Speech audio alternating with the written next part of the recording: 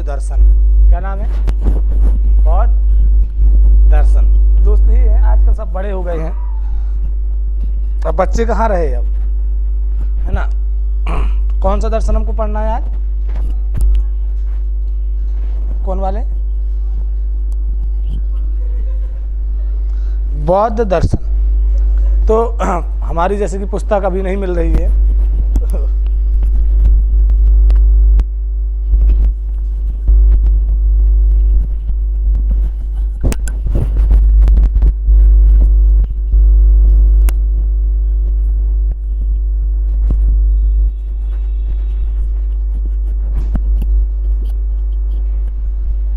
आइए, सही है, ये नीचे वाला ऊपर वाले कैमरे में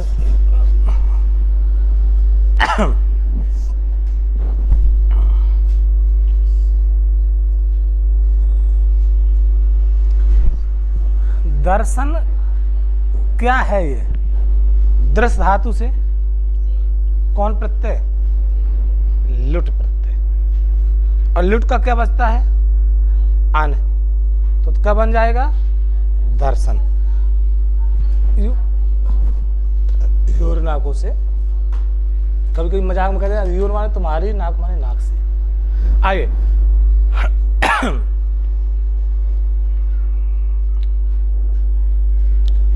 थोड़ा अगर आप चाहेंगे तो प्रकाश डाल देंगे तो सही लगेगा।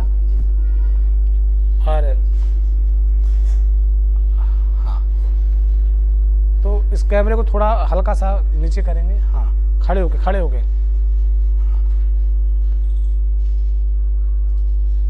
और थोड़ा, बस बस।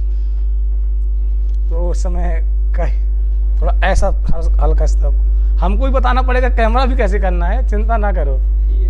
हाँ हाँ, कोई बात नहीं, इस तरफ। और बस, सही है। हम लोगों ने अभी जैन दर्शन पढ़ा।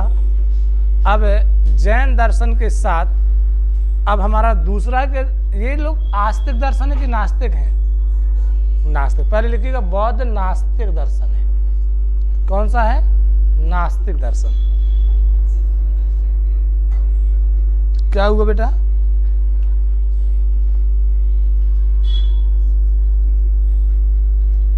लिखिएगा बौद्ध दर्शन। बौद्ध दर्शन कैसा दर्शन है?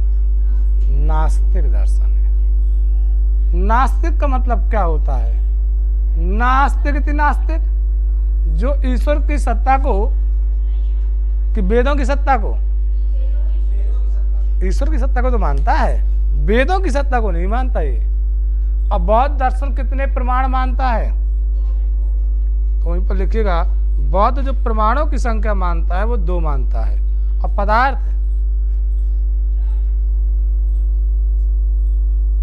बोलो कितने? 4।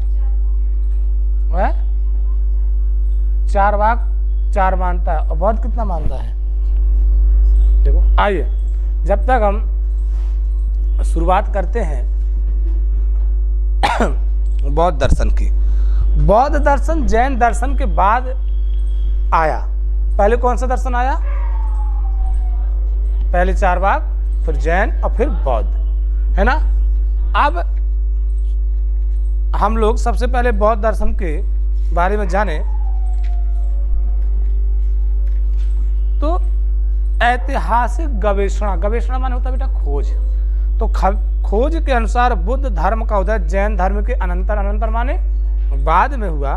बौद्ध निकायों में अंतिम जैन तीर्थकर नाटपुत्र के नाम सिद्धांत तथा मृत्यु के उल्लेख उनके आस्थानों पर पाए जाते हैं, परंतु जैन अंगों में बुद्ध धर्म विषयक उल्लेखों का अभाव ही क्या है?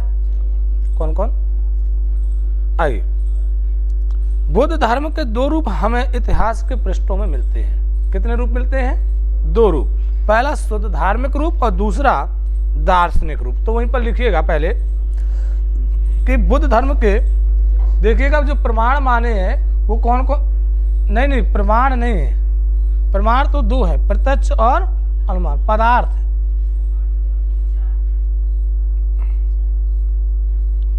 आइए, इन्होंने कहा कि बौद्ध धर्म को पहला शुद्ध धार्मिक, क्या शुद्ध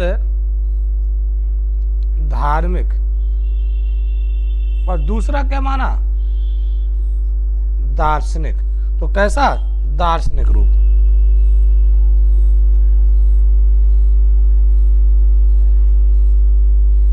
और ये दोनों क्या हैं, ये बुद्ध धर्म के दो रूप हमको मिलते हैं। ये बुद्ध धर्म के क्या दो रूप हैं, एक तो शुद्ध धार्मिक और दूसरा दार्शनिक रूप। आइए, अब ये कहते हैं कि इनमें, देखिए पहला धार्मिक रूप क्या कहता है, इनमें आध्यात्मिक तथ्यों के रहस्य उद्घाटन को अनावश्यक मानकर आचार मार्ग का ही जनता के कल्याण के लिए सरल रीति के प्रतिपादन किया गया है। दूसरा दार्शनिक रूप है जिसमें बौद्ध तत्व विवेचकों ने बुद्ध की आचार शिक्षा के तह में रहने वाले सूक्ष्म सिद्धांतों का तर्क मिश्रांत बुद्धि से गहरा अनुशीलन किया तथा बुद्ध धर्म की धुंधली दार्शनिक रेखा रूपरेखा को स्पष्ट कर दिखलाया है। इन दोनों रूपों का संक्षिप्त विवेचन इस परिच्छेद में विशेष है। बौद्ध धर्म के संस्थापक कौन है? गौतम बुद्ध है। चरित्र वृत्तांत विक्रम पूर्व की वैशाखी पूर्णिमा को शाक गणाधिप शुद्धोधन की मां आभार्या, इनकी पत्नी का नाम क्या था? इनकी माता का नाम माया और पिता का नाम और पत्नी का नाम यशोधरा। क्या नाम था इनका भी है? आइए सुनिए, अब लिखिए गौतम बुद्ध के पिता का नाम था शुद्धोधन और माता का नाम था माया देवी, जिनसे गौतम बुद्ध का जन्म हुआ।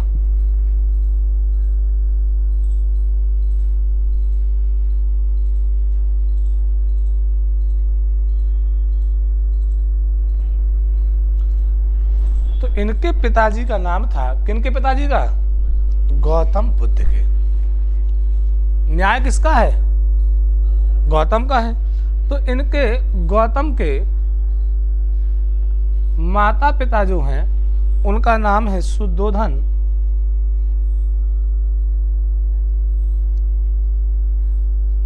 और माता का नाम है माया देवी और पत्नी का नाम यशोधरा। आगे मिलेगा, इसको अंडरलाइन करते चलिएगा। और कब हुआ इनका जन्म?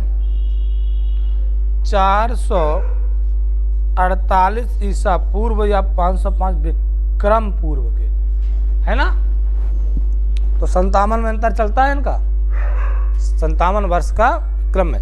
आइए, वैशाखी पूर्णिमा को, ये भी लिख लीजिएगा कि गौतम बुद्ध का जन्म वैशाखी पूर्णिमा को हुआ।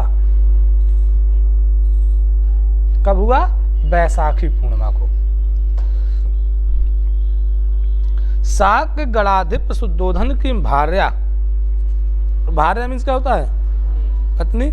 माया देवी के गर्भ से गौतम का जन्म हुआ।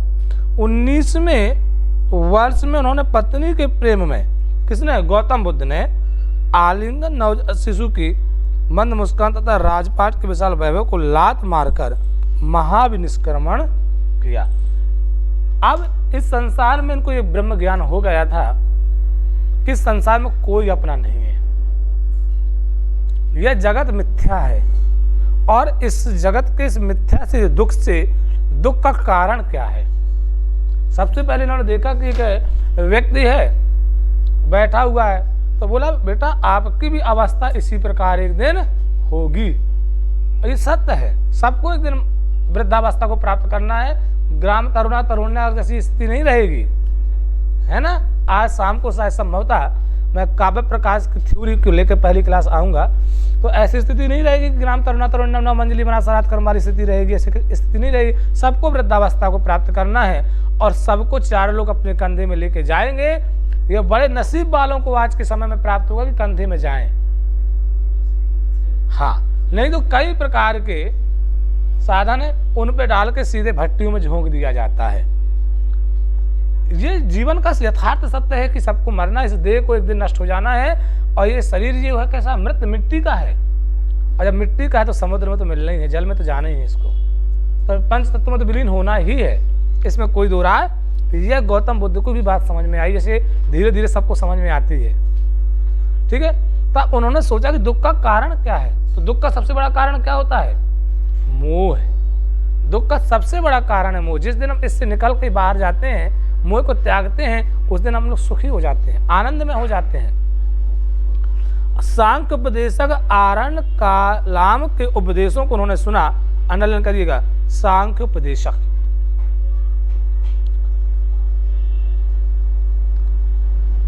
उन्होंने सुना पर संतोष ना हुआ। इन्होंने कई लोगों के उपदेशों को सुना, लेकिन जब तक खुद नहीं उसका साक्षात्कार करोगे तब तक ज्ञान प्राप्त आपको नहीं हो सकता। अंततोगत्वा, अंतोगत्व माने अंतिम में उन्होंने ये निर्णय लिया, आदमी कहता भाई अंतोगत, अंतिम में उन्होंने निर्णय लिया कि मुझे खुद से कुछ ना कुछ प्रयास करना पड़ेगा। 25 साल की अवस्था में अपनी प्रजा के प्रकर्ष से गौतम ने उर्वेल में 4, अंडरलाइन करिएगा, उर्वेल में 4 आल सत्यों की प्रत्यक्ष अनुभूति कर 471, ध्यान दीजिएगा, 471 ईसा पूर्व के वैशाखी पूर्णिमा को बुद्धत्व प्राप्त किया। बुद्धत्व का मतलब ज्ञान प्राप्त किया। तो कितनी वर्ष की अवस्था में? हमको 30 वर्ष की अवस्था में पूर्ण रूप से ज्ञान प्राप्त हो गया कि ब्रह्म ज्ञान होता क्या है। ये मोह है, और मोह का कारण क्या है? मोह का कारण क्या है? लगाव। हाँ, चाहे जैसे आदमी कहता है कि मैं ऐसे कपड़े पहनूं तो ऐसा दिखूं, मैं ऐसे रहूं तो मुझे ऐसे लोग जाने, ये भी तो लगाव है। चाहे वो अपने शरीर से हो, चाहे वो भौतिक जगत से किसी व्यक्ति से हो, चाहे पदार्थ से हो, चाहे वस्तु से हो, है क्या ये लगाव। तो आगे देखिए, तो इन्होंने को वैशाखी पूर्णिमा को, और जन्म भी कब हुआ इनका? ध्यान दीजिएगा, वैशाखी पूर्णिमा को उनको इनका जन्म हुआ, और वैशाखी पूर्णिमा को इनको बुद्धत्व प्राप्त हो गया। अंडरलाइन करिए पहले। मृगदाव सारनाथ में कौंडिन्य आदि पंचवर्गीय पंच भिक्षुओं के सामने अपना प्रथम उपदेश दिया। जब व्यक्ति होता तो पहले कम लोग होते हैं तो उपदेश कम लोगों को देंगे, जब ज्यादा दूर तक जाएंगे, जैसे अभी कम लोग हैं तो कम लोगों को उपदेश दे रहे हैं, बता रहे हैं कि भाई ऐसे ऐसे सब चीजें। एक समय आएगा तो बहुत सारे लोग उपदेश सुनेंगे, तुमको अच्छा लगेगा। शुरुआत में कम लोग तो होती है ना। शुरुआत में किसी ने कहा, एक प्रोफेसर ने कहा कि भाई शुरुआत में जब हमने शुरू किया तो 2 लोग थे। मैं घटना कहीं बोलती तो ना है, तो शुरुआत में ऐसा ही होता है। तो इनको भी प्रथम उपदेश उन्होंने कितने लोगों के साथ दिया? 5 लोग। पंच परमेश्वर कहलाते हैं 5 लोग। अंडरलाइन करिए, पंचवर्गीय पंच भिक्षुओं के सामने अपना प्रथम उपदेश देकर उन्होंने धर्म चक्र प्रवर्तन किया। गणराज्य के आदर्श पर बुद्ध ने भिक्षुओं के संघ की स्थापना की। संघ माने क्या होता है? संघ का मतलब क्या होता है बेटा? एक संगठन। संघ का मतलब क्या होता है? संगठन। आज कहते हैं भैया ग्रुप स्टडी करो, एक संगठन में रहो। संगठन में क्या है? शक्ति है। जैसे अगर 5 लकड़ियों को या 5 कलम को एक साथ कर दो, नहीं तोड़ पाओगे, लेकिन एक ही करोगे सब टूट जाएगी, फुट फुट फुट सब हो जाएगा। तो संगठन में क्या है? शक्ति है। तो उन्होंने कहा पहले संगठन करो, संघ का निर्माण किया है। जैसे कलयुग में कहा गया संघ, क्या कहा गया है? नहीं, कलयुग संघे धर्म के लिए कहा गया है कि इसमें अगर कलयुग में आपको संकलित होना है तो पहले आपको समूह बनाना पड़ेगा, एकत्र होना पड़ेगा, एक साथ आना पड़ेगा, तब आपकी बात को सुना जाएगा। संघ का निर्माण होना चाहिए। जैसे एक बहुत बड़ा संघ भारत में चलता है वर्तमान में, कौन सा? आरएसएस एक संघ है, वो भी चलता है कि नहीं चलता है? कई प्रकार के संघ चलते हैं। हमारा किसी पार्टी से संबंध नहीं, बताने के लिए बताया कि संघ है वो राष्ट्रीय स्वयं सेवक संघ, कहते ना, कहते कि नहीं कहते हैं? वो एक संघ है। वो भी कहता है ना। आइए, गणराज्य के आदर्श पर बुद्ध ने भिक्षुओं के संघ की स्थापना की और मानव क्लेशों से उद्धार पाने के लिए विनय तथा धर्म की शिक्षा जन साधारण को मागधी भाषा में दी। ये प्रश्न बना था कि किस भाषा में दी शिक्षा? मागधी भाषा में। लिखो वहीं पर, मागधी भाषा में।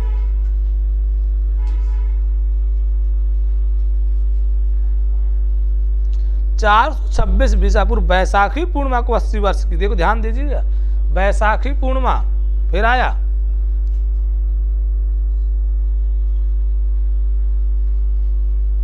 80 वर्ष की आयु में मल्ल गणतंत्र की राजधानी कुशीनगर में निर्माण प्राप्त किया। निर्माण माने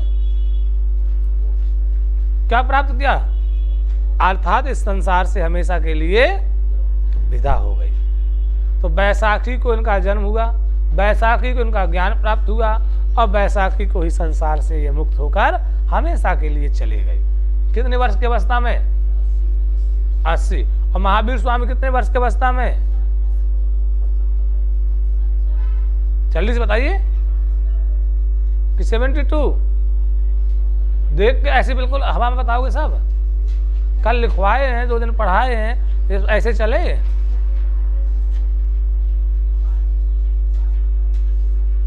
उपाधि का मतलब क्या है? 72 वर्ष की अवस्था में, 70 नहीं है। और इन्होंने कितने वर्ष की अवस्था में?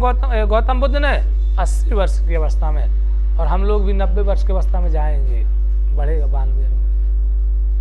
ठीक है, हाँ। और विवेकानंद जी 42 वर्ष की अवस्था में। सोचो, पहले लोग कहते हैं कि मुझे 500 वर्ष जीना। अरे 500 वर्ष मत जियो यार, जितने वर्ष जियो इतना जियो कि आपका जीवन का यह जीवन सफल हो जाए और लोग युग युगांतरों तक लोग जानते रहें।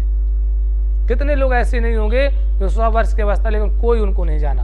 तो ऐसा जियो कि लोग कहें कि यार जीना ऐसे चाहिए। आइए,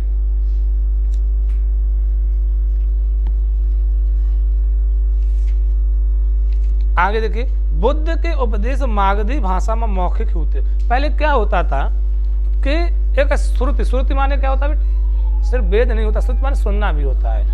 तो लोग एक दूसरे से सुनते थे और आगे उसको बताते थे और यह एक परंपरा चलती रहती थी। तो बुद्ध भी इन्होंने यही कहा कि बुद्ध ने सुनाया, किसी और ने सुनाया। जैसे आपने महाभारत का क्रम देखा, पहले महाभारत में श्लोकों की संख्या कितनी थी? 8800 ओनली, मात्र। बाद में 24,000 हुई और इसके बाद 1 लाख हुई। इतना अच्छा रहा कि लिख दिया गया, नहीं तो पता नहीं यार 2-4 लाख हो जाती। उसको लिपिबद्ध कर दिया तो उसको स्टॉप हो गया, नहीं तो आज उसकी संख्या शायद और ज्यादा हो सकती थी। इसमें कोई दो राय नहीं है। आगे, बुद्ध के उपदेश किस भाषा में थे? मागधी। लिखिए, वहीं पर अंडरलाइन करिएगा, लिखते चलिए ऊपर स्टार बनाकर। गौतम बुद्ध के जो उपदेश थे किस भाषा में थे मित्र? मागधी भाषा में थे। उन्हें विस्मृति के गर्भ से बचाने के लिए, विस्मृति का मतलब क्या होता है? एक समय के बाद हम लोग भूलना शुरू कर देते हैं। चाहे कोई हो, इस सृष्टि में जितना भी जो है वो नष्ट होगा, ये स्वाभाविक है। अगर उसको, जैसे कुछ जीव होते हैं वो नष्ट हो जाते हैं समय के बाद और उनकी वंशावली समाप्त हो जाती है। क्यों? उनका संरक्षण नहीं किया गया। तब तो भारत में चीता लाए गए क्योंकि उनका संरक्षण नहीं किया गया था।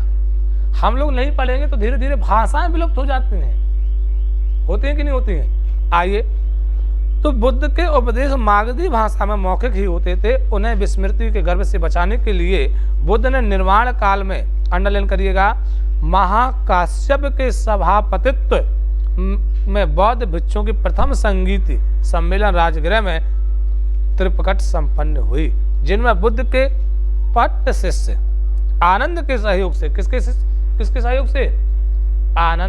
आनंद भी अमर हो गए बुद्ध के साथ साथ। उनका शिष्य था जिसका नाम था आनंद, उनके सहयोग से सुत्त पिटक तथा नापित क्रोधभूत उपाधि के सहयोग से विनय पिटक और सुत्त पिटक के अंतर्गत मातिका के पल्लवीकरण के अवान्तर काल में अभिधम्म पिटक का निर्माण किया गया।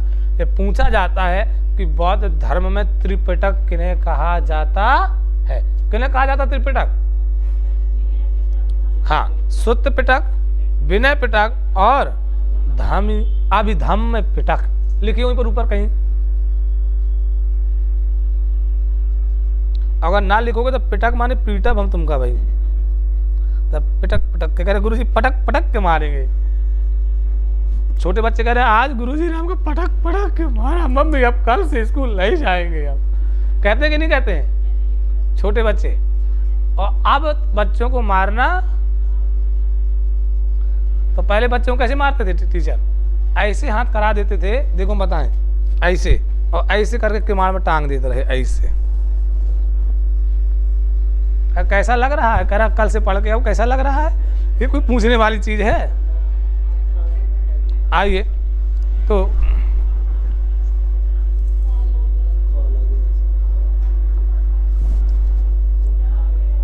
आइए तो उनको ये थोड़ी पूछना चाहिए कैसा लग रहा है? इतना कूटने के बाद पूछ रहे कैसा लग रहा है? तो कैसा लगेगा जब किसको कूटा जाएगा? बताओ, अच्छा लगेगा?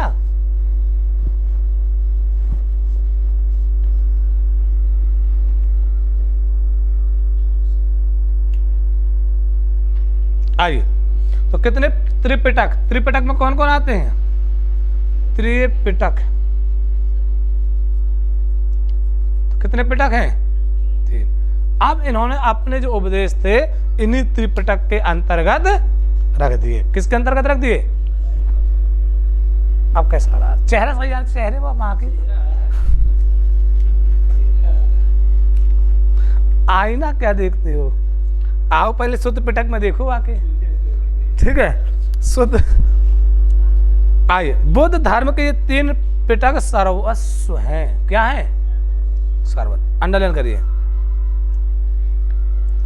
शुद्ध पिटक बुद्ध के उपदेश, विनय पिटक, अभिधम्म पिटक। इन पिटकों अर्थात पेटारियों के भीतर अनेक छोटे छोटे, लेकिन लिखा है छोटे मोटे,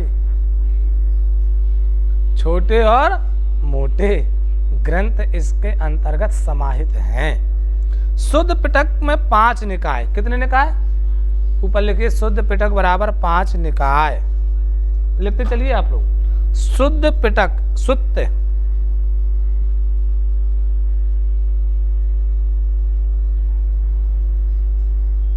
पिटक में 5 निकाय, ठीक है? और अभिधम्म पिटक में 7 ग्रंथ। लिखिए अभिधम्म पिटक में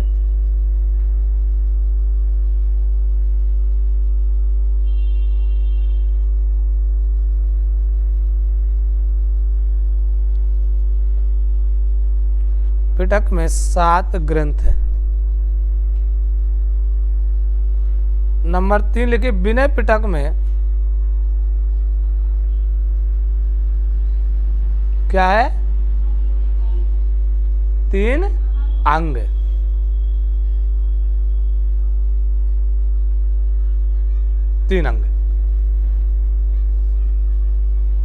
अब देखिए शुद्ध पिटक में 5 निकाय कौन कौन से हैं?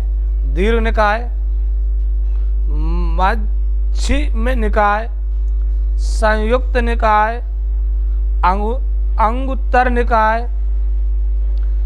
खुद्दक निकाय और उपदेशात्मक निकाय। उसी के अंतर्गत आता है ना, खुद्दक निकाय के अंतर्गत।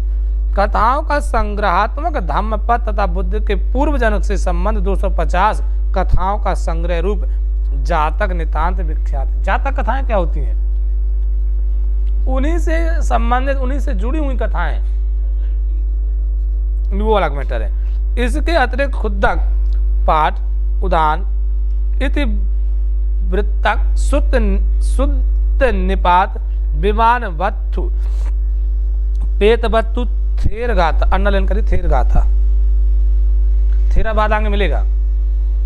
थेरी गाथा, थेर और थेरी निदेश, पटि संभि दामग में अपदान, बुद्ध वंश तथा चारी या पिटक है। विनय पिटक के 3 अंग हैं। कितने अंग हैं? 3। अंडरलाइन करिएगा, विनय पिटक के 3 अंग हैं। कौन? सुत्त, विभंग या पात, मोक्ष, भिक्षु, खंधक और महा। देखो पहला क्या है? नहीं, सुत्त, विभक्त और दूसरा क्या है? दूसरा है खंधक और तीसरा है परिवार। इसको अंडरलाइन करिए, बाकी छोड़ा पहले तो सब। लकवा मार जाए जीभ में। हाँ,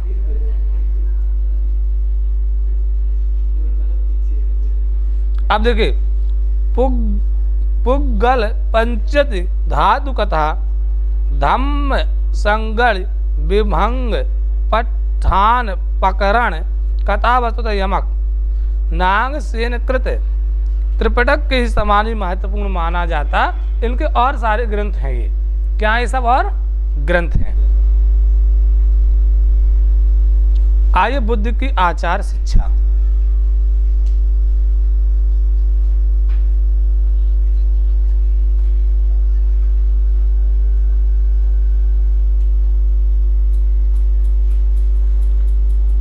बुद्ध की शिक्षाओं का रहस्य समझने के लिए पहले ये जानना आवश्यक है कि आध्यात्म शास्त्र की गुत्थियों को तर्क की सहायता से सुलझाना बुद्ध का लक्ष्य नहीं था।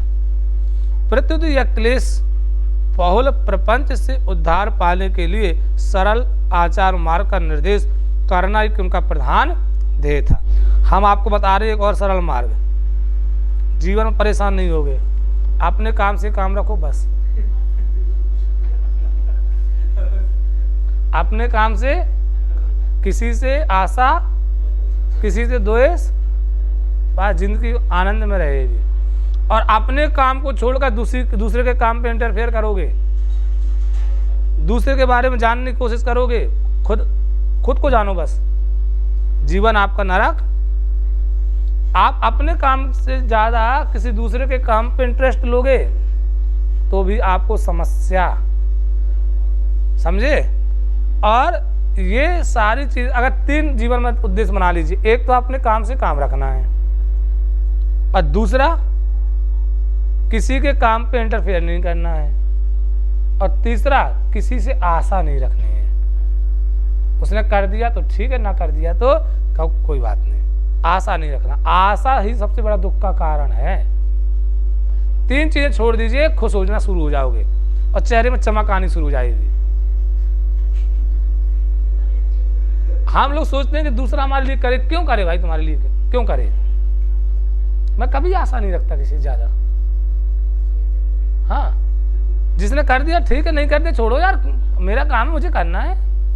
क्यों हम किसी से फालतू में, आप उसी में टेंशन लेके बैठो, हमसे हमारा इन्होंने काम नहीं किया, क्यों करे तुम्हारा काम? क्यों करें? कोई क्यों करे भाई आपका काम? आप खुद सक्षम बनो, आप खुद मजबूत बनो। आप मजबूत हो जाओगे ना, लोग आपसे पूछने लगेंगे भैया कुछ काम तो ना है बा। लोग आपसे पूछने लगेंगे कुछ काम तो ना है बा, जब आप सक्षम होंगे।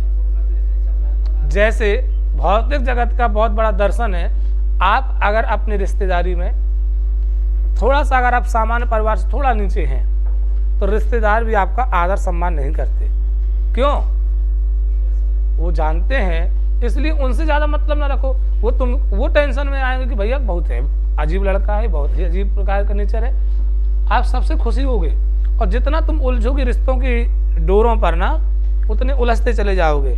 सुलझे रहो, मस्त, स्वस्थ रहो, मस्त रहो। आधी बीमारी तो ऐसी खत्म हो जाएंगी, और अगर टेंशन लोगे तो आधी बीमारी तो ऐसी ही आ जाएंगी। आज फलाना ने ये कह दिया, ढिकाने ने ये कह दिया, उन्होंने ये मेरा काम नहीं किया, इन्होंने ये मेरा नहीं किया। दुख का कारण क्या हो गया? यही है ना। तो जो बुद्ध बताए वो तो ठीक है, हमारी भी 3 बातें सुन लीजिए, तो ज्यादा बातें होंगी, 3 बातें बस, ठीक है ना। तो ना किसी से लेना है, ना किसी को कुछ देना है। शिष्यों के द्वारा आध्यात्म विषय के प्रश्नों को सुनकर, हाँ क्या हुआ? बात वही आई ना, हम जान रहे हैं। बिल्कुल मत देना, लेकिन फिर कुछ लेना भी नहीं। ये नहीं समझे, इसलिए तो कह रहे हैं जब लेने की बात आई तो कहो दो, और जब देने की बात करें हम आपके हैं कौन। तो बेटी दोनों बात अप्लाई करिए ना जीवन में। आइए बेटी, दर्शन हम भी बहुत जानते हैं, इसलिए हमका मत छेड़ा। आइए तो शिष्यों के, आप सुन लीजिए। आइए तो शिष्यों के द्वारा आध्यात्म विषयक प्रश्नों को सुनकर बुद्ध के चुप हो जाने का यही रहस्य है। अंडरलाइन करिएगा।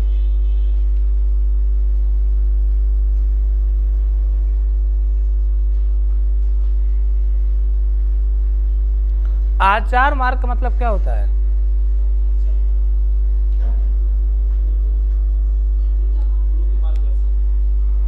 आचार अर्थात जो आपको धर्म बताता है चलने का, वही मार्ग। तो इसको सुनने के बाद बुद्ध चुप हो गए। उन्होंने कहा कि आचार मार्ग का निर्देश करना ही प्रथम ध्येय है। ठीक है ना। आइए, शिष्यों के द्वारा आध्यात्म विषय के प्रश्नों को सुनकर बुद्ध के चुप हो जाने का यही रहस्य है। ऐसे प्रसंग निकाय में अनेक बार आए हैं कि बुद्ध ने स्पष्ट शब्दों में अति प्रश्नों के पूछने से अपने शिष्यों को रोका कि ऐसे प्रश्न ना पूछा। काहे रोका था रे भैया, बताना चाहिए इनको कि बुद्ध ने स्पष्ट शब्दों में अति प्रश्नों के पूछने पर अपने शिष्यों को रोका। श्रावस्ती के जेतवन में बिहार के अवसर पर मालूक के पुत्र ने बुद्ध से लोक के शाश्वत अशाश्वत अंतमान अनंत होने से तथा जीव और शरीर की भिन्नता अभिन्नता आदि के विषय में 10 मिनट के प्रश्नों को पूछा। अंडरलाइन करिए। परंतु भगवान ने आचार मार्ग के लिए वैराग्य, उपशम, अभिज्ञा, संबोध तथा निर्वाण से उत्पन्न करने में साधक न होने से उन्हें अव्याकृत अतः व्याकरण कथन के अयोग्य बतलाया। मैं आपको बता दूं कि जो ये लोग नहीं बता पाए, कि दर्शन नहीं कह पाए, कि कह दिया अयोग्य, बस खत्म। इतना कह के निकल लिया आराम से। जैसे किसी ने पूछा कि ब्रह्म क्या है, तो किसी ने कहा निर्वचनी को खत्म कह, निकल के आराम से खत्म कहानी, बैठ गई तरफ। कहा जरूरत है, तो ऐसे ये भी करते रहे हैं। जैसे कोई आपको गाली देगा, अच्छा ठीक है, इतना कह दीजिए भाई साहब, सामने वाला टेंशन में आ जाएगा, करे यार उनका वाटर प्रूफ घड़ी में फर्क ना पड़ा तिनका। तो इस विषय में उन्होंने एक बड़ा ही सुंदर दृष्टांत दिया। यदि कोई व्यक्ति विष दग्ध वाण से विद्ध होकर कराहता है और बंधु बांधव चिकित्सा के लिए किसी विष वैद्य को बुलाने के लिए उद्यत हो, तो क्या उस रोगी के लिए वैद्य के नाम, गोत्र, रूप, रंग आदि की जानकारी के लिए आग्रह करना पहले दर्ज की मूर्खता नहीं है? अगर सुन लीजिए, जैसे आप किसी रोग से ग्रसित हैं और गांव में आपको मैं बताऊं कि जो पहले वैद्य होते थे तो वो किसी जाति विशेष के नहीं होते थे, कोई भी हो जाता था वैद्य। जो जानकार होता था वो वैद्य बन जाता था। कुछ लोग दवाएं ऐसे, जैसे वर्ण व्यवस्था में, मैं माफी चाहूंगा, मेरा उद्देश्य सिर्फ समझाना है और मेरा उद्देश्य किसी की भावना को ठेस पहुंचाना नहीं है। जैसे ब्राह्मण, क्षत्रिय, वैश्य, शूद्र 4 प्रकार की जाति हैं। लेकिन अगर आपने देखा होगा, जो प्रसव पीड़ा जो होती थी, प्रसव जो कराने वाली जो दाई होती थी, वो किस धर्म से, किस वर्ण से आती थी? शूद्र वर्ण से आती थी। तब क्यों आप कह रहे हो कि भाई तब तो आप अंदर तक जो आपका जो रूम होगा, जहाँ पर प्रसव होता है, वो ऐसा तो है नहीं कि बाहर खुले में प्रसव के। तब आपके लिए वह दाई सबसे श्रेष्ठ हो जाती थी। उस समय से पूछा जाता था क्या जरूरत हुआ, तो उस समय की स्थिति क्या होती थी? लेकिन जब घड़ा बनता था, वो घड़ा कौन बनाता था? कुम्हार बनाता था। लेकिन वर्ण व्यवस्था थी, धर्म की बातें होती थी, लेकिन सामंजस्य भी स्थापित था। तो वही बौद्ध ने कहा कि जो हम लोग किसी रोगी के इलाज करने के समय उस वैद्य के ना तो धर्म, गोत्र आदि का वर्णन नहीं करते और ना पूछा जाता है। अगर आपने देखा होगा, रसायन नामक वैद्य मिलता है हर्षचरित में, ठीक। आइए, इस विषय में उन्होंने बड़ा ही सुंदर दृष्टांत दिया। यदि कोई व्यक्ति विष दग्ध बाण से उन्होंने विद्ध होकर, विद्ध माने अगर किसी को विष से युक्त बाण लग जाए तो कराहता है और बंधु बांधव चिकित्सा के लिए किसी विष वैद्य और कहते भाई तू ये धर्म का है, तू जाति का, हम तो इलाज ना कराओ, तो ऐसा नहीं होता है। उससे इलाज पहली प्राथमिकता होती है। जैसे कोई बहुत बड़ा अपने आप को बड़ा ज्ञानी ध्यानी कहने लगे और अगर कहीं सुनसान जगह गर्मी के समय में फंस जाए ना भाई साहब, तो खेत में जो चरवाहे होते हैं ना, जो पानी लिए रहते हैं उस अपनी बोतल में, कहें भाई साहब थोड़ा सा पानी पिल जाएगा क्या, तब कहाँ चले जाता है आपका ज्ञान। बुद्ध यही कहना चाहते हैं, तब आपका ज्ञान और धर्म कहाँ गया। लेकिन देखिए एक चीज बता दूं, बिल्कुल सारी चीजें हैं, लेकिन स्वच्छता सबसे जरूरी है। सबसे ज्यादा जरूरत क्या है? स्वच्छता की। बुलाने के लिए उद्यत हो तो क्या, कुछ लोग होते हैं से नई उम्र में बुढ़ौती आ जाती है भाई साहब, वो सही से बैठ तक नहीं पाते हैं, तो पढ़ने के लिए कैसे बैठना चाहिए? ऐसे बैठना चाहिए ना। बुद्ध कहता है कि शरीर में एनर्जी भी होनी चाहिए, ऐसा नहीं होना चाहिए कि एनर्जी ना हो शरीर में। तो इस चीज का भी ध्यान रखें और शरीर में एनर्जी लाएं। और एनर्जी कैसे आएगी? कैसे आएगी एनर्जी? योग से। तो सुबह जल्दी जगना पड़ेगा, योग करना पड़ेगा। तो बुद्ध ने योग भी किया कि नहीं किया है? हाँ, तो सही से बैठ जाएगी पहले जैसे बैठना चाहिए। बंधु बांधव आगे रंग आदि की जानकारी के लिए आग्रह करना पहले दर्ज की मूर्खता नहीं है। भाव रोग के रोगी प्राणियों की दशा में ठीक ऐसे ही है। अंडरलाइन करिए। उन्हें आध्यात्म को लेकर क्या करना है, उन्हें जो कर्तव्य मार्ग को रूपरेखा जानना ही जरूरी है। आप जितना शरीर को आराम दोगे ना, उतना ही शरीर आपका कष्टमय होगा।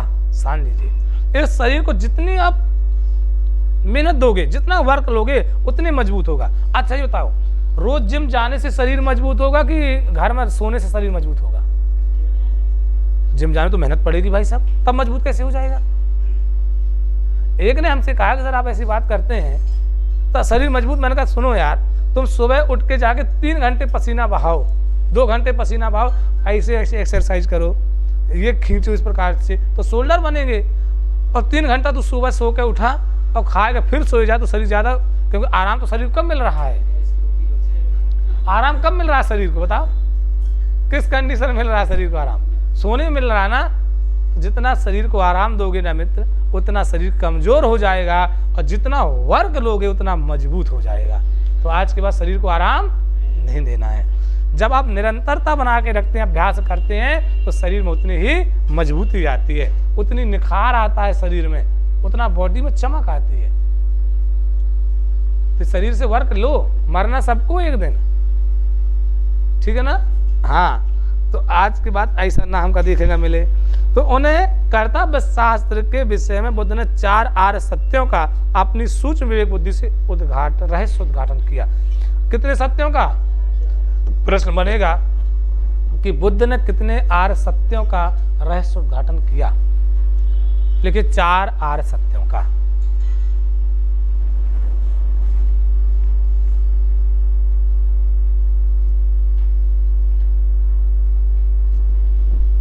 नंबर 1, और हमने तो 3 आर्य सत्यों का अपने आप जो मैंने जो सोचा पर्सनली, मेरी जो मानसिक दशा, मेरी मानसिक समाज से समझ जो उत्पन्न हुई, वो 3 ही है। 3 चीजों को त्याग कर दो, बस खत्म, मस्त रहो। सही है ना। पहले अनुयायी बन चुके हैं एक।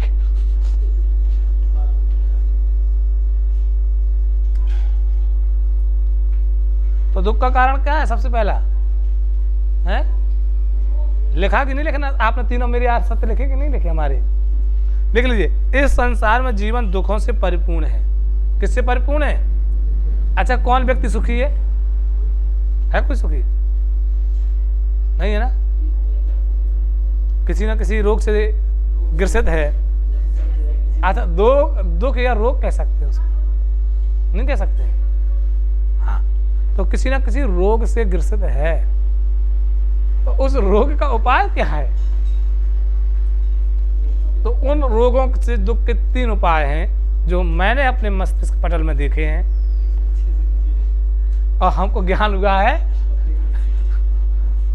आइए, इस संसार में जीवन में दुखों का परिपूर्ण क्या है? जीवन दुखों से क्या है? परिपूर्ण है। दूसरा, इन दुखों का कारण विद्यमान है दुख समुदाय। और तीसरा, इन दुखों से वास्तविक मुक्ति मिल सकती है दुख निरोध।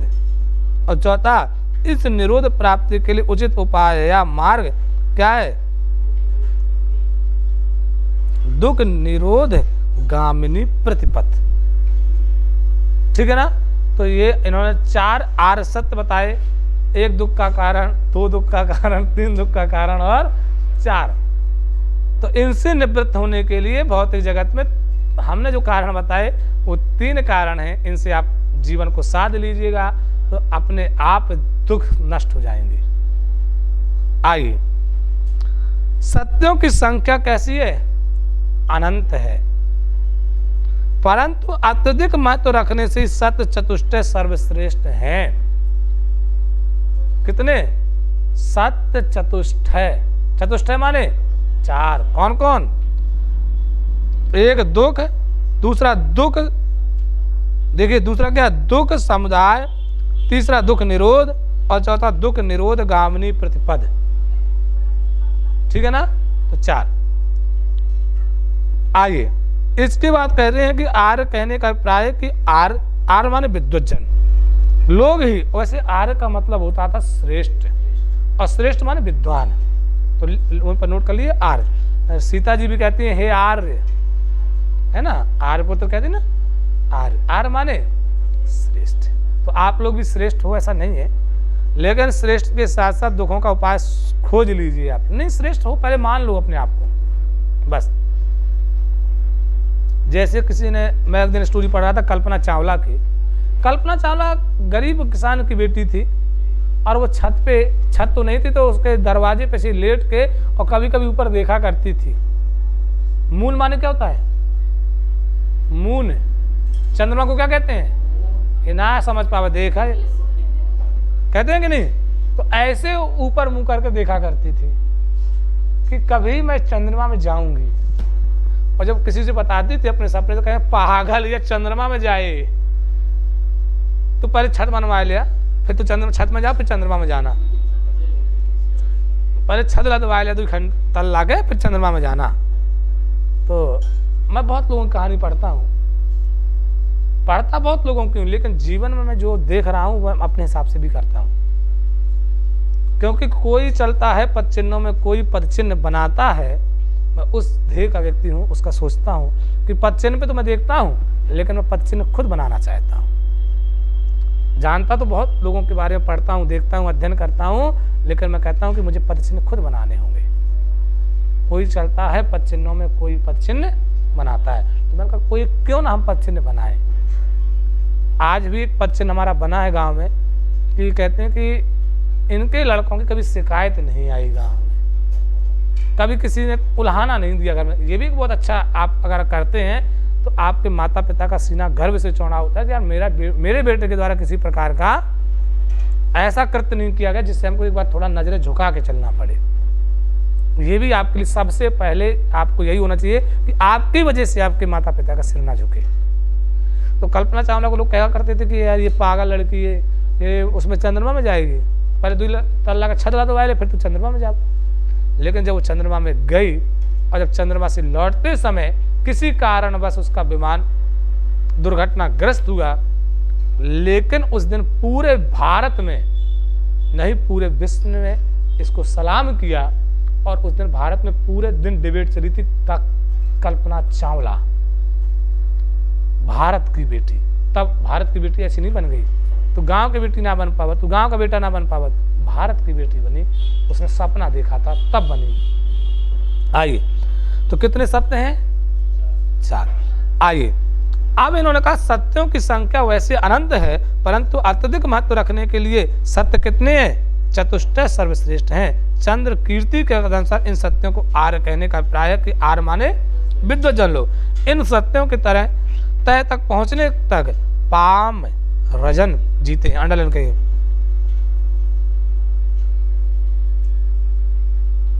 मारते तथा दुख में जगत का अनुभव प्रतिचरण करने पर भी इन सत्यों तक नहीं पहुंच पाते।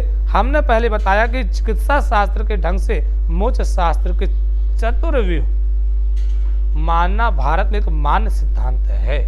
किस शास्त्र से? चिकित्सा शास्त्र से। अच्छा, तो चिकित्सा शास्त्र के आचार्य किन्हें कहा जाता है? चाणक्य को।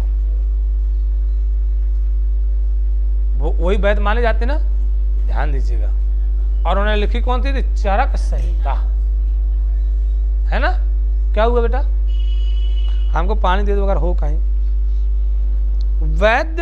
वैदिक शास्त्र की समता के कारण बुद्ध की महाभिषक वैद्यराज संज्ञा है तथा बौद्ध दार्शनिक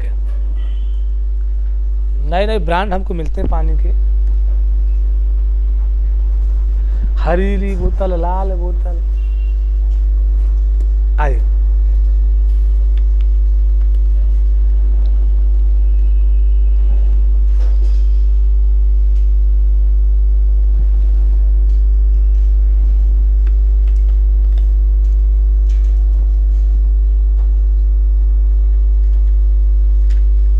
आइए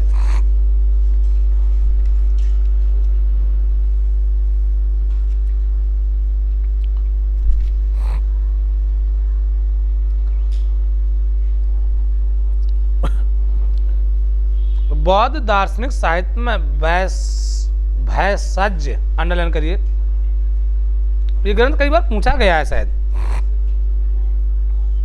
महाभिषक वैद्यराज संज्ञा है और बौद्ध दार्शनिक साहित्य में भैषज नामधारी ग्रंथ भी मिलते हैं जो कि चीन, जापान और बौद्ध सिद्धांतों के नितांत मान्य है। प्रथम आर्य सत्य क्या है? दुख है। हम लोग दुखी क्यों हैं? इसको जानो, पहचानो पहले।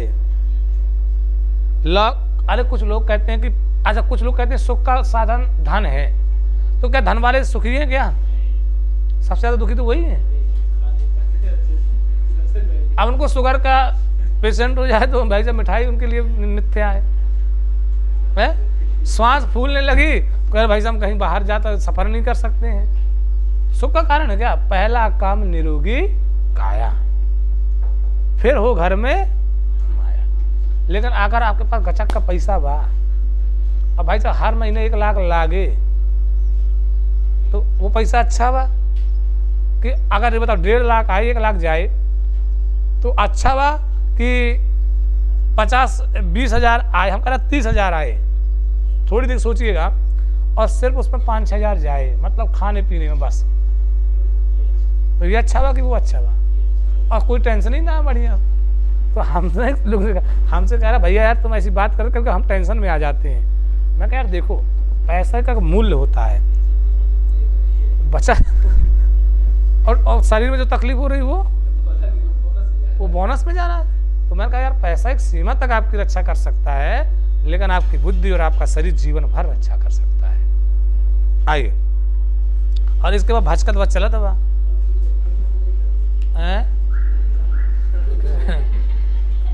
इसकी बैटरी समाप्त हो गई क्या? पीछे देखिए थोड़ा, उसका बटन खोला है, अशोक बटन लगाइए उसको। अरे देखो अच्छे से थोड़ा उसको देख लीजिए, लगा सही से।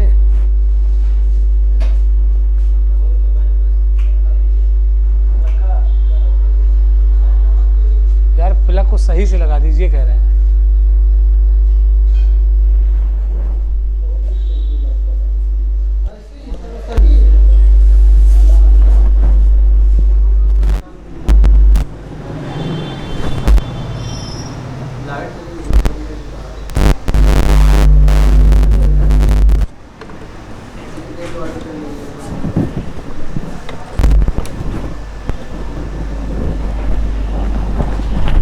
अब सब सीखा भी हूँ हम का।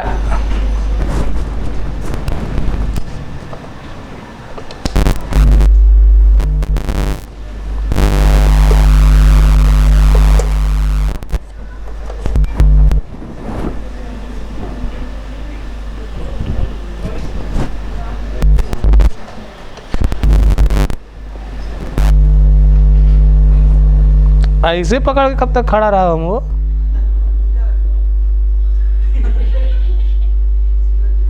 नीचे बैटरी देखो रखी होगी एक बैटरी।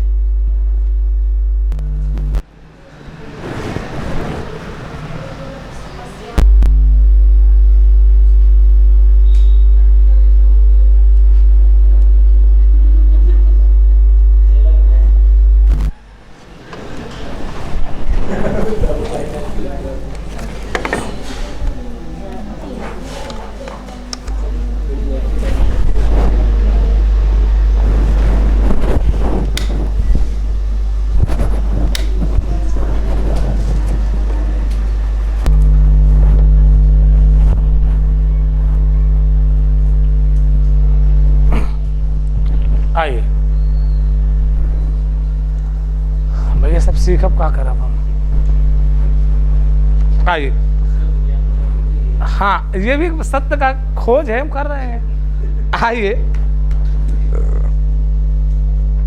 सुन लिया भैया, हम कहाँ थे?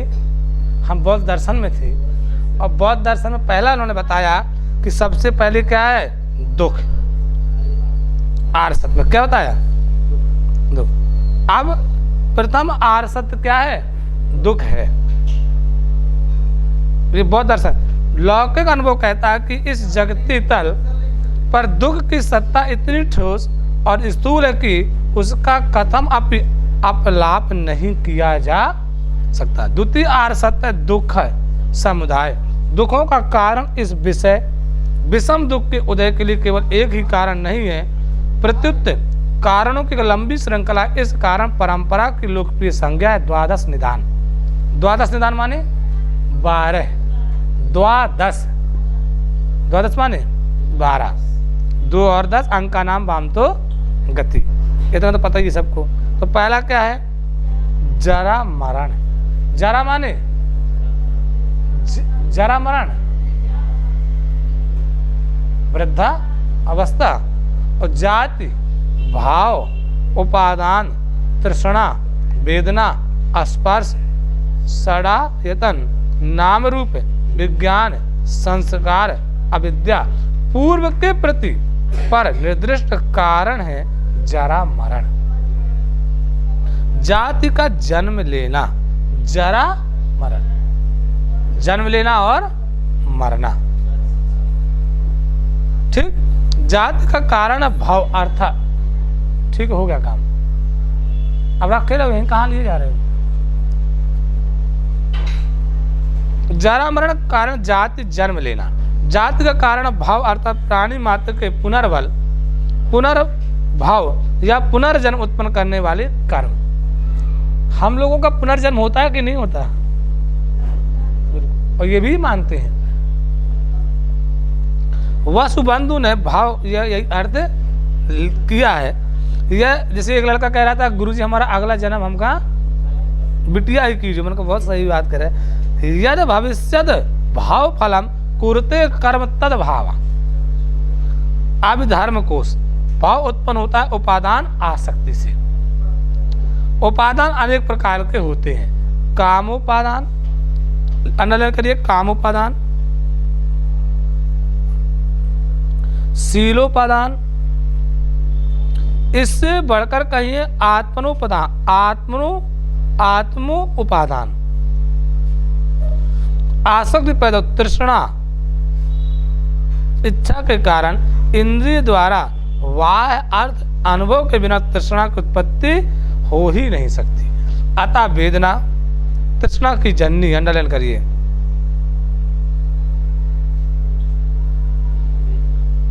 वेदना का उद्गम स्थल स्पर्श, अर्थात स्पर्श इंद्रिय का संपर्क जो स्वयं षडायतन के ऊपर निर्भर करता है। तो षडायतन में कौन कौन से आए? एक मन और पंच ज्ञान इंद्रिय, ज्ञान इंद्रिय पंच का। तो अब ये तो बताने की जरूरत पड़ेगी नहीं कि ज्ञान इंद्रिय कौन है? 5 सब जानते हैं। यह षडायतन नाम रूप दृश्यमान शरीर तथा मन से सम्मिलित संस्थान विशेष का कार्य है। नाम रूप की सत्ता विद्यमान चैतन्य पर प्रतिष्ठित है। यह चित्त धारा या चैतन्य मात्र गर्भ से भ्रूण के नाम रूप का साधक है। यह विज्ञान संस्कार से उत्पन्न होता है जो कि स्वयं अविद्या अज्ञान का क्या है? कार्य है। इस प्रकार समस्त दुख पुंजों का आदि कारण क्या है? अविद्या। अविद्या माने अज्ञान। समस्त दुखों का कारण क्या है? वेदांत भी यही कहता है। वेदांत क्या कहता है? कि जो अज्ञान के वशीभूत व्यक्ति हैं वो ये नहीं जानते। घनच्छन्न दृष्टि, अज्ञान कितनी शक्तियां होती हैं? आवरण और विक्षेप। घनच्छन्न दृष्टिम घनच्छन्न अर्कम यथा मन्यते निष्प्रभम चाति मूढ़म। कहा गया कि नहीं? हम लोग अज्ञानी हैं, उस ब्रह्म को नहीं देख पाते और इसी कारण से दुख को भोगते रहते हैं। हम लोग सही गलत का अनुमान नहीं लगा पाते, इसलिए दुख सबसे ज्यादा भोगते हैं जीवन में। जैसे किसी ने कोई बात कही, उनके हाँ यार सही बात है, किसी ने कही बोले हाँ ये भी बात सही है, मतलब तुम्हारा दिमाग में कुछ ना है बा, जो कहा सब सही बा। किसी ने कहा जी यहाँ नहीं जाना, बोले ठीक है। किसी ने कहा वहाँ नहीं जाना, बोले ठीक है। जाना कहाँ है ये तो बता दो। लेकिन ये कोई नहीं पूछता जाना कहाँ है, जरूर बता देगा ये काम गलत है, लेकिन कोई ये नहीं बताएगा करना क्या है। आइए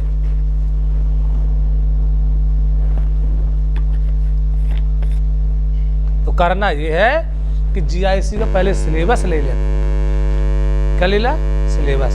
वह दीवार में चिपकाए लिया और 3 दिन तक ऐसे देख लिया, रोज सुबह दोपहर शाम 3 दिन तक देख लिया है। हाँ सुबह दोपहर शाम, और 3 दिन तक 3 दिन तक 3 बार रोज देखना है।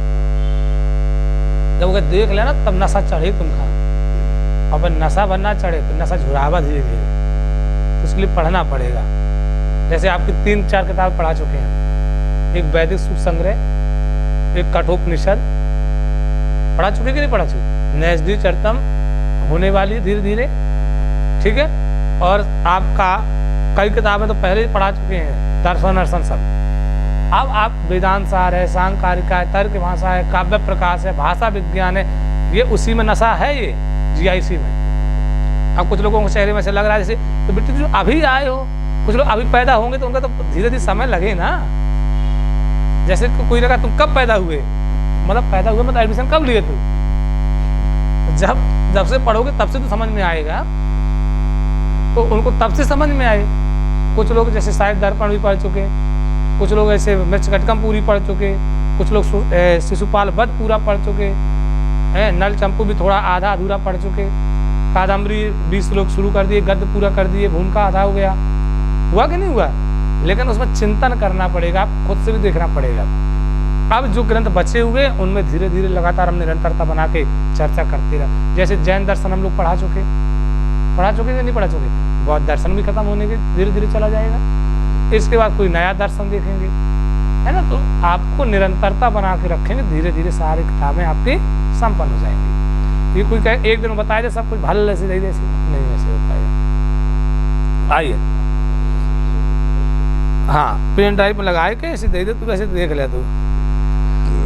और ऐसा कोई सिस्टम होता है, जैसे यहाँ सिस्टम होता है पेन ड्राइव लगाने का, तो ऐसे लगाते और डाउनलोड हो जाता पूरा, सही रहता ना बेटी? कितना खुश हो गई, शायद ऐसी जुगाड़ हो कुछ।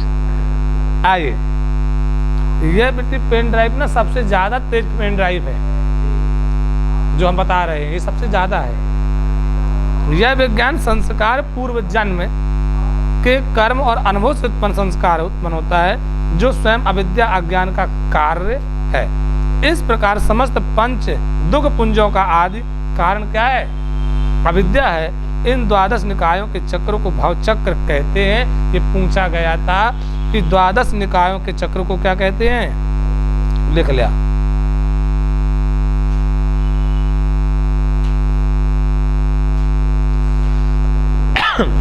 इस भाव चक्र का संबंध भूत, वर्तमान और भविष्य तीनों जन्मों से है। और इन देखो 12 चक्रों का दूसरा नाम क्या है? 12 निदायों का दूसरा नाम नहीं, भाव चक्र तो है ही है, प्रतीत्य समुदाय। प्रतीत्य समुदाय,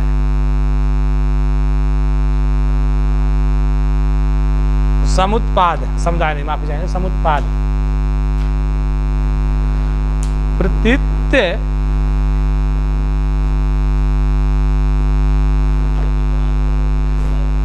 सिद्धांत है, लिख लीजिएगा।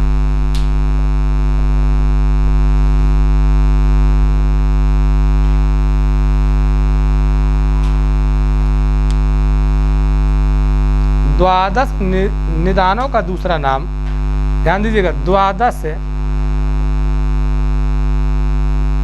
निदानों का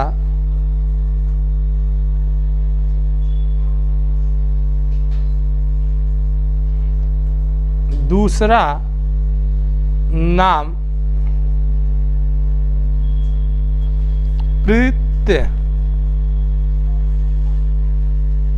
प्रत्यय समुत्पाद लिख लीजिए। क्या हुआ?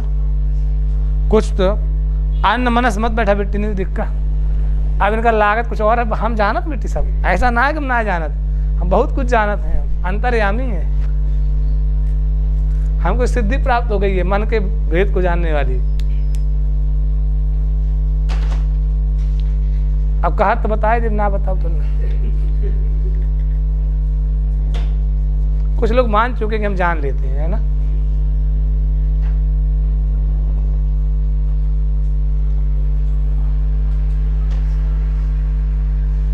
आइए,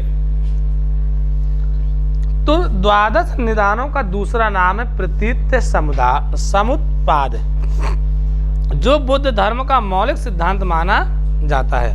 किस धर्म का मौलिक सिद्धांत माना जाता है इसको? प्रतीत्य समुत्पाद को, बुद्ध धर्म का। इसका अर्थ है प्रतीत्य समुत्पाद, प्रति प्लस ई जाना ल्यप, किसी वस्तु की प्राप्ति होने पर समुत्पाद अन्य वस्तु की उत्पत्ति अर्थात सापेक्ष कारणतावाद। प्रतीत्य समुत्पाद बुद्ध सम्मत कारणवाद है। इसका उपयोग मानव व्यक्ति की स्थिति समझाने के लिए किया जाता है। मनुष्य की उत्पत्ति श्रृंखलाबद्ध होती है। इसे श्रृंखला के 12 अंग 3 कांड हैं। कितने कांड है बताए इन्होंने? 3 कांड। कौन? अतीत जन्म से संबंध निदान, वर्तमान जीवन से संबंध निदान और भविष्य जीवन से संबंध निदान। तो अतीत जन्म से संबंध निदान में आते हैं 2। कितने आते हैं? 2, अविद्या और संस्कार। और वर्तमान जीवन संबंध निकाय में आते हैं 3 से 10। तो कितने हो जाएंगे? 7। और 2 आते हैं जाति और जरा मरण। किसमें में? भविष्य जीवन से संबंध निदान में। तृतीय आर्सत दुख निरोध या निर्वाण है। निर्वाण का मतलब क्या होता है? मोक्ष। क्या? हाँ, अर्थात मोक्ष कह सकते हैं। जिस प्रकार से जीवन मुक्ति है उसी प्रकार से दुखों से निवारण करने के लिए, जैसे हम लोगों को जब पढ़ते हैं दर्शन वगैरह तो कहते हैं ओम शांति शांति शांति, है ना। तो शांति का मतलब ही होता है कि इन दुखों से निवृत्ति होने का, आध्यात्मिक आदि भौतिक आदि दैविक। तृतीय आर्य सत्य दुख निरोध या निर्वाण है। कारण की सत्ता पर ही कार्य की सत्ता।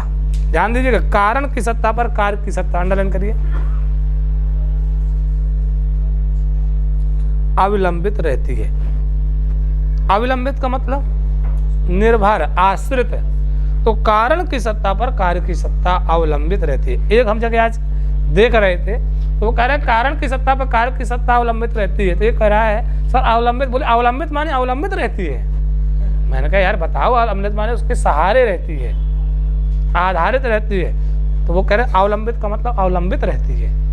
कह रहे अच्छा ठीक है भाई साहब, जो कुछ है। यदि कारण परंपरा का विरोध कर दिया जाए तो आपसे आप चलने वाली मशीन की तरह कार्य का निरोध स्वतः संपन्न हो जाएगा। आपसे आप चलने वाली तो अपने आप चलने वाली, स्वतः। कहते नहीं भाई साहब, वो तो ऑटो सिस्टम है उसका, स्वतः चलने लगता है। जैसे लाइट जाती है वैसे जनरेटर चलने लगता है, ऑटोमेटिक। होता है कि नहीं होता है? गांव में जैसे कहते हैं भैया हमारे यहाँ लाइट गई, इन्वर्टर अपने आप चलने लगा, तो इन्वर्टर को चालू थोड़ी करना पड़ता है। वही कह रहे हैं कि आपसे आप चलने वाली मशीन की तरह कार्य का निरोध स्वतः संपन्न हो जाएगा। मूल कारण अविद्या का विद्या के द्वारा निरोध कर देने पर दुख निरोध अवश्य हो जाता है। दुख निरोध माने वास्तव में निरोध का मतलब होता है रोकना। रुद्ध धातु लगी हुई, रुद्ध का मतलब होता है रोकना। तो निर उपसर्ग हुआ, कौन सी धातु है? रुद्ध धातु। रुद्ध धातु का मतलब निरोध। तो अपने आप दुख रुक जाते हैं। अंडरलाइन कर दीजिएगा। चतुर्थ आर्य सत्य है दुख निरोध गामिनी प्रतिपद अर्थात निर्वाण मार्ग है। बुद्ध ने सुख समृद्धि में जीवन यापन करने वाले दुख मार्गियों तथा घोर व्रत आचरण के इस कांचन काया को, कांचन काया कौन सी? ये हमारी शरीर है, इसको कांटा बनाकर देने वाले तामसों व जीवन को निर्माण के लिए सहायक न मानकर उभय सुख तथा दुख के छोरों को छोड़कर मध्यम प्रतिपदा को खोज निकाला। इस प्रतिपद को आर्य अष्टांगिक मार्ग कहा जाता है। अब वहीं पर आप ध्यान दीजिएगा, जैसे योग सूत्र पर अष्टांग योग कहते हैं, इस प्रकार से बौद्ध धर्म में भी अष्टांगिक मार्ग बताए। किसके लिए?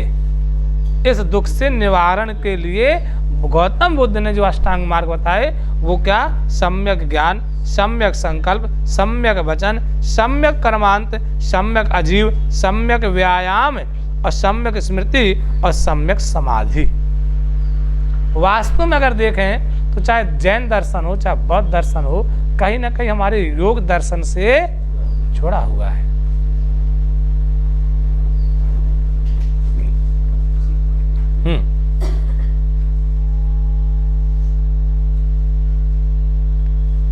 अंडरलाइन कर ली सब?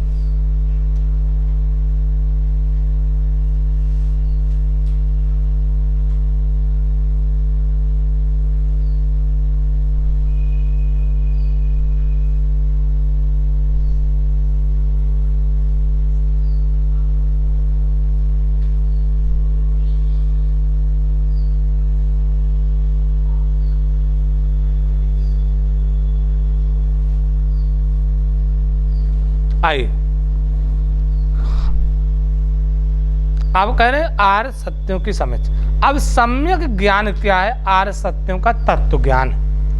तत्व माने पदार्थ। जैसे हम लोग जंगल में जाएं और जंगल में जाने के बाद अगर हमको किसी वृक्ष को देखें हम और उस वृक्ष का ज्ञान ना हो हमको, तो हमारे लिए उस वृक्ष की उपयोगिता नहीं है। लेकिन अगर कोई कह दे कि इस वृक्ष में लगा हुआ जो फल है वो शरीर के लिए वर्धक है, पुष्टिवर्धक है, शरीर को बाल देने वाला, शक्ति देने वाला, भाई साहब तोड़ तोड़ बैग में भरने लगो।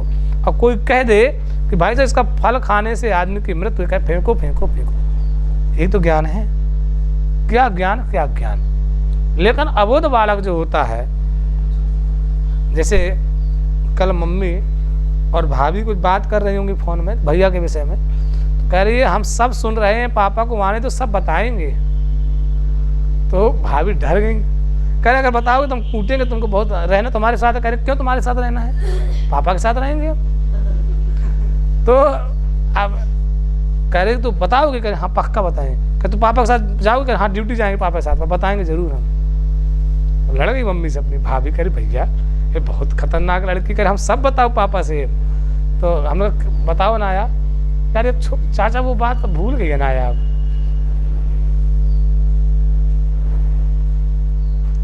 रात में जब जाता हूँ मैं 10 बजे, 10:30 बजे, इंतजार कर रही होती है कि चाचू आएंगे फिर बात करेंगे फिर हम सोएंगे, तो वीडियो कॉलिंग करती है। सुबह जब पढ़ा के आते हैं तब वो इंतजार करती है कि चाचू कब आएंगे तब बात करेंगे। ये होता है प्रेम,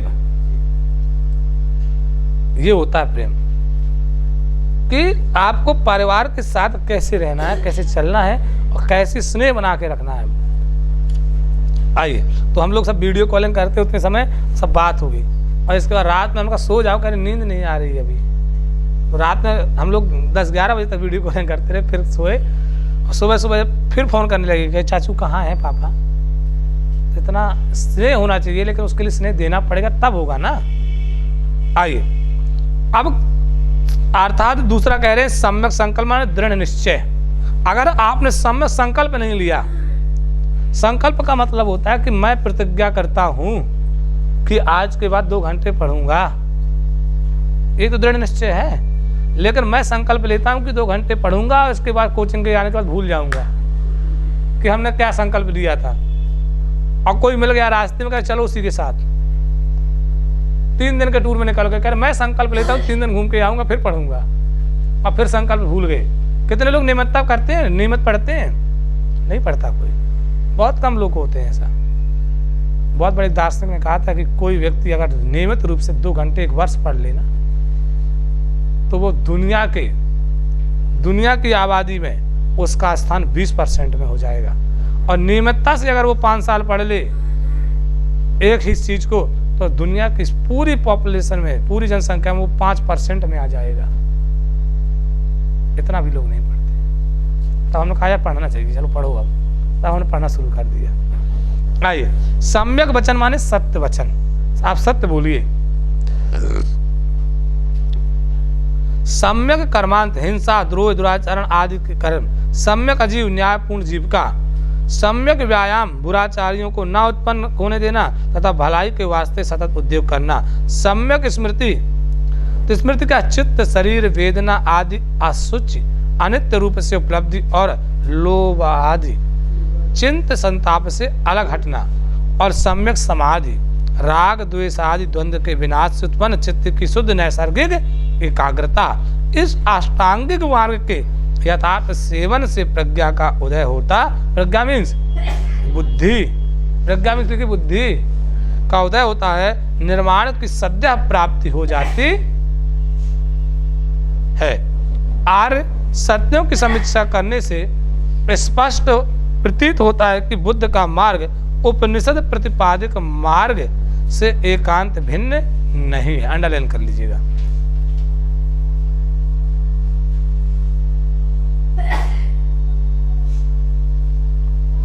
उपनिषदों का ऋते ज्ञानान मुक्ति सिद्धांत बुद्ध को भी सर्वथा मान्य था। अंडरलाइन करिए। आगे बढ़ते हैं। परंतु बुद्धि शुद्ध की उत्पत्ति तब तक नहीं हो सकती जब तक उसके धारण करने का सामर्थ्य शरीर में नहीं होता। त्रिरत्न इन्होंने बताया, ध्यान दीजिएगा। ज्ञानोत्पत्ति के लिए शरीर शुद्धि नितांत आवश्यक है। बुद्ध ने भी शील के द्वारा शारीरिक शोधन पर विशेष जोर दिया। बुद्ध दर्शन में 3 साधन, शील, समाधि और प्रज्ञा। आज के लिए यहीं पर क्लास को रोकेंगे, फिर मिलेंगे आपको कल। बौद्ध दर्शन के शील, समाधि और प्रज्ञा, ये क्या है? 3 रत्न। यहाँ से हम चर्चा करेंगे, लेंगे एक छोटा सा विराम और मिलेंगे फिर कल ठीक अपने निर्धारित समय पर।